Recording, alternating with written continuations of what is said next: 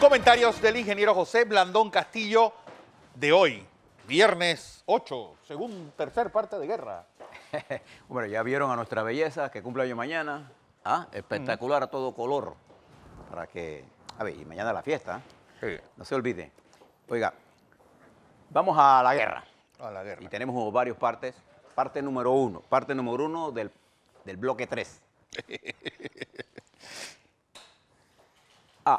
La Corte. El abogado que suscribe o que suscribió la denuncia penal contra la presidenta de la Asamblea debió advertirle al contralor que este iba a ser el resultado. Si usted hace una denuncia de esta naturaleza y no presenta la prueba plena, entonces no cabe. Pero en el apuro de ese viernes, porque ya había es que esta es la tercera derrota en línea que tiene el bando de la ofensiva de la Operación Freddy contra la Asamblea. Bajo la ponencia del magistrado Euden Ortega, magistrado de la Corte Suprema de Justicia, un magistrado caracterizado, yo le leí aquí el informe. ¿Y por qué le voy a hablar de esto? Porque estuve revisando y contactando el magistrado Euden Ortega, que está allí porque todavía no han escogido el nuevo magistrado, cumplió el 94% de todos los casos que él manejó. Yo se lo doy aquí en una estadística. Así que cuando alguien hable de la Corte Suprema de Justicia y dice todas esas generalidades de que lo cumplen, que los magistrados, como por ejemplo Big Tweet hablando de los magistrados maleantes, ¿así? Es porque fallan en contra de lo que ellos piensan, porque ellos tienen una opinión y creen que esto. Yo creo que la Corte ayer, en un fallo para ver la ponencia de Euden Ortega, rechazó con pleno apoyo en el derecho constitucional de este país las pretensiones de una demanda judicial que era otra parte del asalto y de intimidar a la presidenta de la Asamblea Nacional. Y fue derrotada. Eso ocurrió en la Corte, 7 votos, hubo un solo voto en contra, que fue el del magistrado Harry Díaz, que a su vez la Corte admitió denuncias contra él sobre la legalidad del nombramiento de él. Pero bueno, independientemente de eso, él tiene derecho y puso su punto de vista, sus puntos en contra de eso. Pero fueron 7 votos, que es un fallo contundente. Esto tiene consecuencias jurídicas, claro, y tiene consecuencias políticas.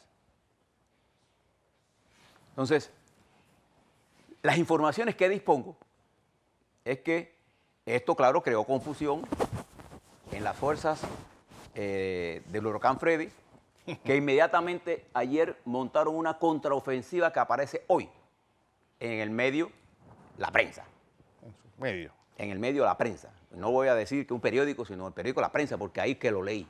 Bajo la pluma del subdirector de ese medio, el señor Rolando Rodríguez, y el título de Asamblea Nacional quiere aumentar la partida de la planilla 172, intentan revertir o mantener la imagen en contra de la Asamblea.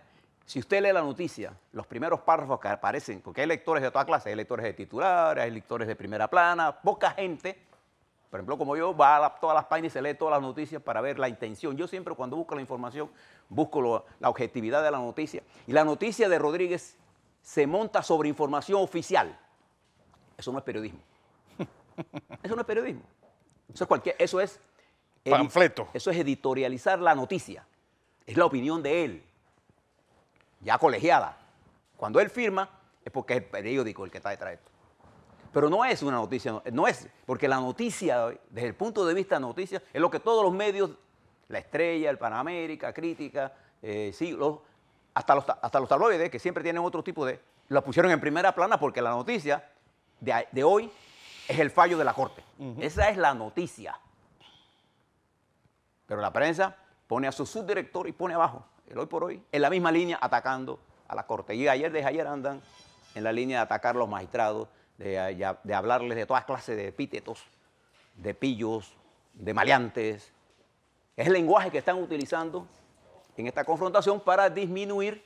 Afortunadamente, los medios en su mayoría han interpretado correctamente lo que sucedió en la batalla de ayer legal. Lo que pasó ayer fue una derrota contundente al Contralor General de la Nación. El Contralor General de la Nación. Punto. O sea, la primera parte. Sin paliativo. Sin paliativo. Dos. La contraofensiva, de acuerdo a la inteligencia política del Frente de Resistencia de la Asamblea, es que vienen dos campañas.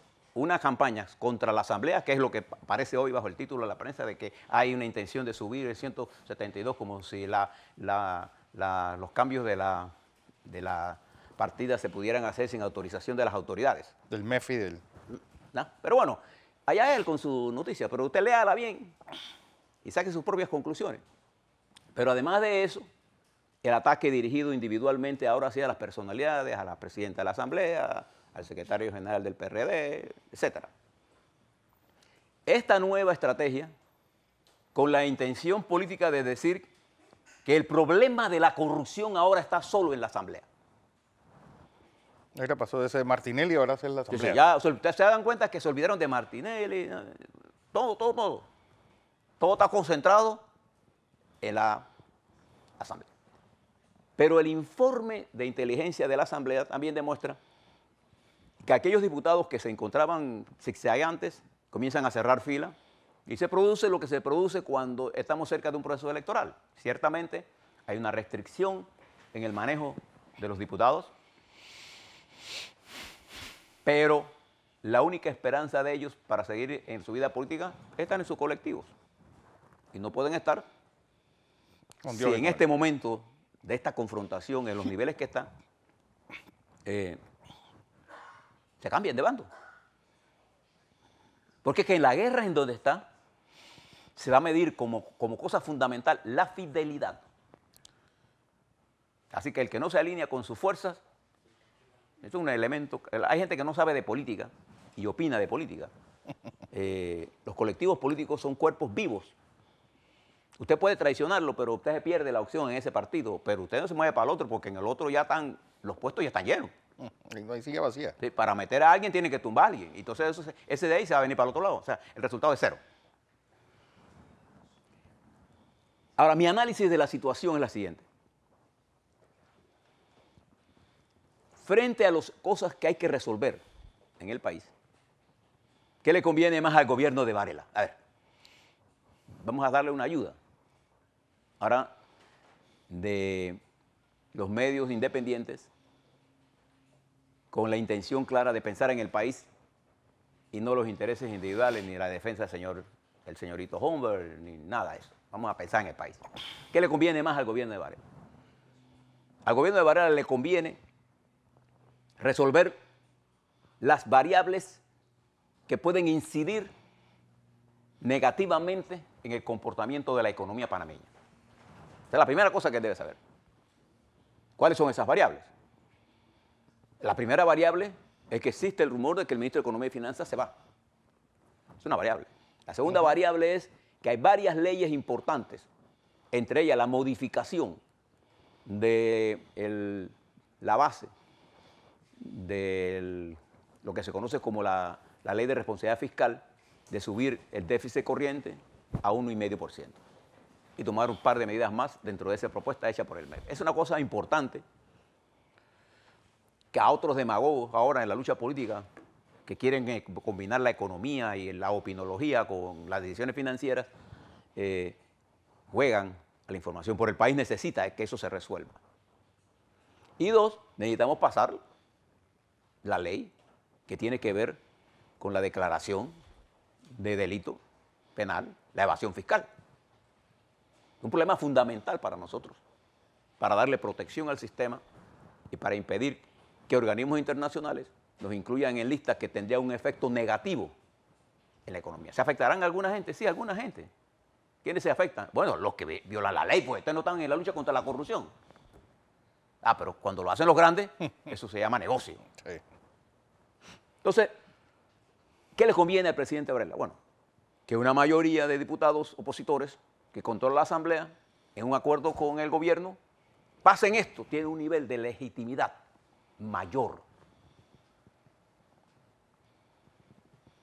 La política es ese arte de entender la coyuntura, no de torcer las cosas que fuerzan legalidades o legitimidad cuestionada.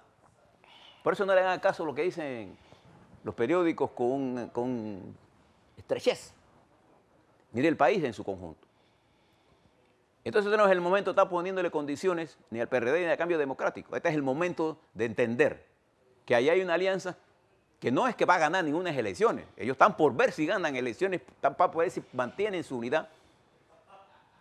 Pero lo más importante ahora es cómo mantenemos la unidad de gobierno financieramente para que el país no quiebre. Eso es lo más importante.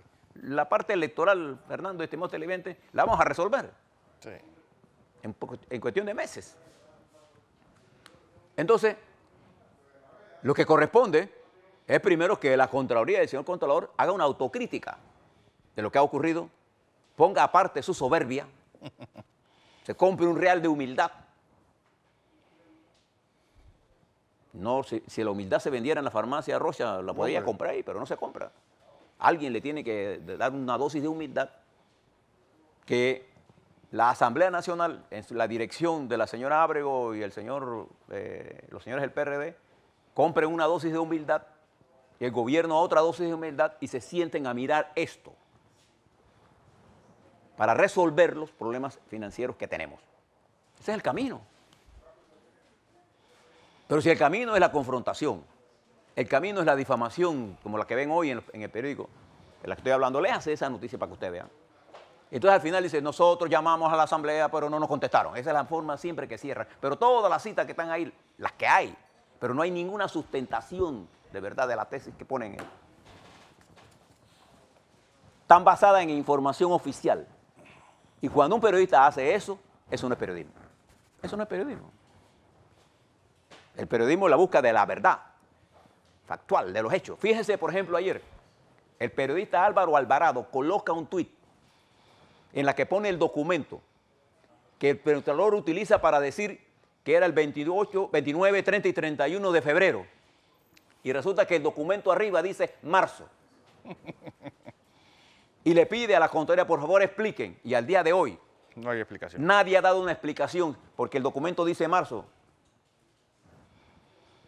Pero el Contralor utilizó esto del 28 y 29 de febrero y todo el mundo repite, no, que el 29 y 31 porque febrero hay que ser muy tonto o pendejo para no saber que febrero lo máximo que tiene son 29 días. Sí. Y ustedes van a decir, si alguien está haciendo trampa, no va a darse cuenta de una idiotez como esa. A ver, lo que pasa es que en el Contralor funciona, yo lo vi en la auditoría que hicieron sobre 6 contratos, ¿se acuerdan? Con el precio. La ingenuidad de él, porque es parte de una... Esto es un robo. Ya, entonces voy a probar que es un robo. La auditoría de las 6 sobre el precio, en la que dijo que a él firmaron que había un sobreprecio y un sobrecosto, es totalmente falsa. Y la utilizaron los medios para decir, robo a mano armada aquí. Sí. El periodista Alvarado le pide a la Contraloría que expliquen, porque dice marzo y 28, 29 y 31. Hasta donde yo sé, marzo siempre ha tenido 31 días. Y suponiendo que fuera febrero, puede ser un error administrativo. ¿A dónde hay un error penal ahí? Pero todavía la prensa no le dice a sus lectores que el Contralor, a estas alturas del día, no le ha entregado a la entidad, que es la Asamblea Nacional, las auditorías concomitantes que ya él finalizó el 15 de mayo. A ver, entonces, por eso yo hablo de la necesidad de que hagan un alto, pero como están todos en guerra, nadie quiere, todos están pintados de guerra. No, uno quiere decir, yo hago esto, pero este no va. Hermano, esto no es para estar juguetando nada, esto es para poder resolver el problema, tenemos que ponernos en un acuerdo. Entonces hay gente que opina sobre los sistemas económicos sin entenderlos, sin comprenderlos, sin ver los riesgos de lo que estamos haciendo. Y tienen frente a la corrupción un esquema sesgado. Hoy la corrupción la quieren centrar en la Asamblea Nacional. Yo les pregunto a ustedes, ¿la corrupción es un problema intrínseco al sistema político o está intrínseco en el sistema capitalista? Es el sistema. Si usted quiere ver esto, por ejemplo, mire los problemas que hay. No sé, ayer le contábamos nosotros de todo lo que la Union Carbide hizo, de todos los problemas que la Monsanto ha hecho en Puerto Rico, por ejemplo, las transnacionales, los problemas de la Volkswagen, Del Deutsche Bank. el Deutsche Bank, la crisis financiera del año 2008. ¿Qué eso es? La corrupción llevada a su máximo nivel por la globalización que arrastró al mundo a eso, porque nosotros hemos reducido los valores con la globalización al que tenga más dinero, no el que tenga más talento. Entonces, esta realidad se confunde entonces por los cazadores de bobos, los que usan opiniones sin tener los argumentos. Y fíjese usted, por ejemplo, le voy a dar uno para que usted vea. ¿Cuántas veces la República de Panamá, a lo largo de la historia de establecer los controles del crédito, de la responsabilidad, de la existencia de la ley de responsabilidad social, Fiscal, ha cambiado la ley? Las veces que son necesarias. Bajo la administración Martinelli, bajo la administración Martín Torrijos y esta administración. ¿Por qué? Porque la forma de resolver, desde el punto de vista económico, las deficiencias de inversión privada es poniendo inversión más pública para mantener el empleo. Y eso es lo que significa esto. Entonces la gente dice, no hombre, son 300, 400 millones que le vamos a dar a Varela, como si fueran 400 millones que va y lo cambian y se lo meten en el bolsillo. Eso no es así. Pero los opiniólogos le hacen creer a usted eso. Los acuerdos que se están llegando son acuerdos llegados con los organismos internacionales. Entonces vienen otros y dicen, ¿para qué tenemos que depender de OCDE y del Fondo Monetario? Nosotros tenemos que... Eso lo dijo Chávez. Eso lo dijo Alan García cuando declaró no iba a pagar la deuda. Y fíjese, Alan García en su primer gobierno, ¿qué hizo con Perú? Lo destruyó. Lo destruyó. ¿Qué hizo Chávez con...? Lo destruyó. ¿Qué no hemos hecho nosotros? No caer en esas trampas. Pero ahora, como todos queremos creer que los corruptos son los demás y no nosotros, entonces usamos un lenguaje que mata el pensamiento. Es el lenguaje del insulto y de la mentira. Entonces, ¿cómo se combate eso? Teniendo dudas razonables. Porque aquí el problema fundamental estriba en el nivel de credibilidad que tenga la gente. Usted cuídese de todo aquel que siempre utiliza solo el argumento para atacar selectivamente la corrupción para ponerlo en la oposición a él. Para mí la corrupción es un tema intrínseco a la sociedad. Existe corrupción en las iglesias, existe corrupción en el sistema capitalista de producción, en el mercadeo, en las medicinas, en todo existe corrupción. Pero aquí la corrupción solo está dedicada a los políticos.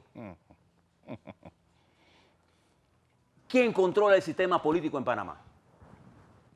El poder económico. El poder económico.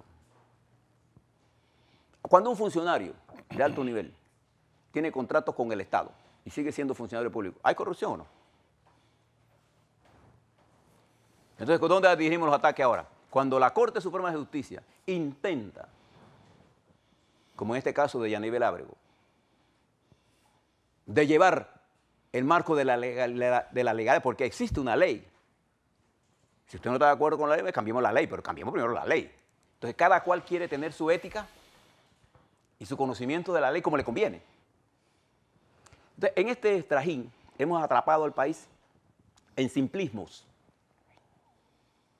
en análisis desgastados más que por la inteligencia, desgastados por el odio.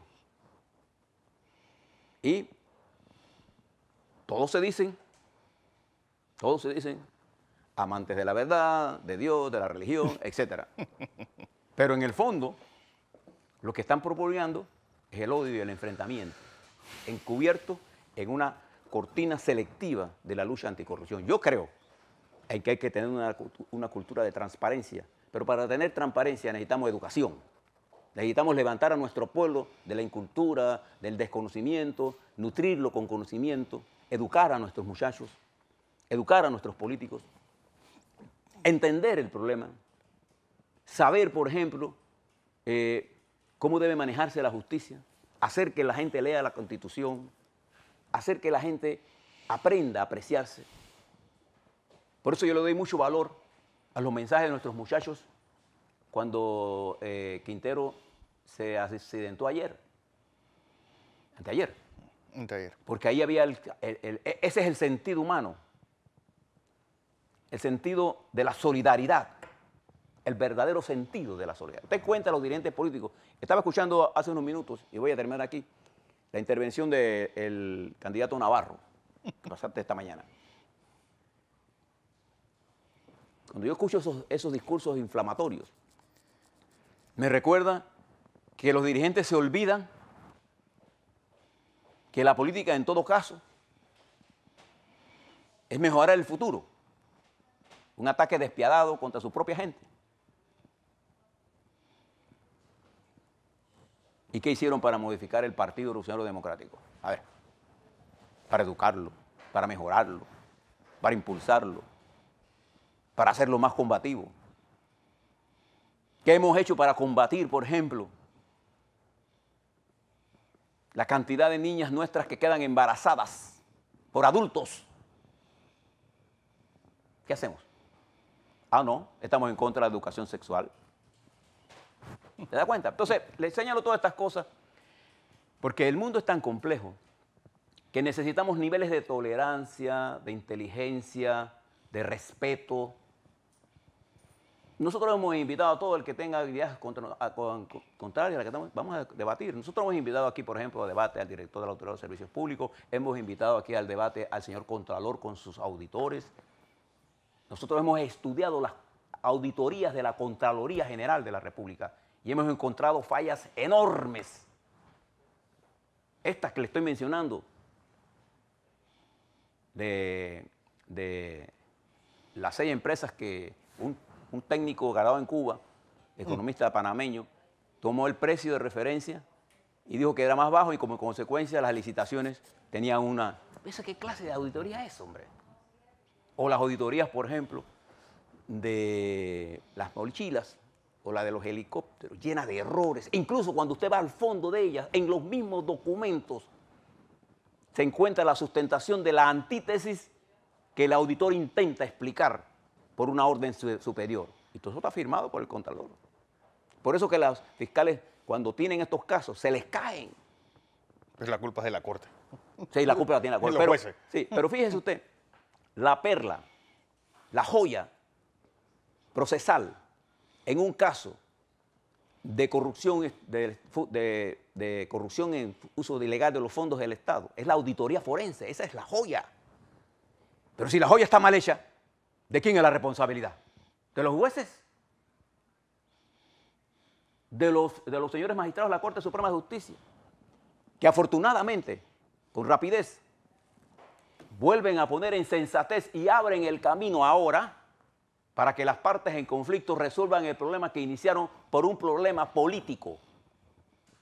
Porque en el fondo, lo que hay aquí es una confrontación política impulsada por poderes económicos que intentan asaltar el poder en el 19.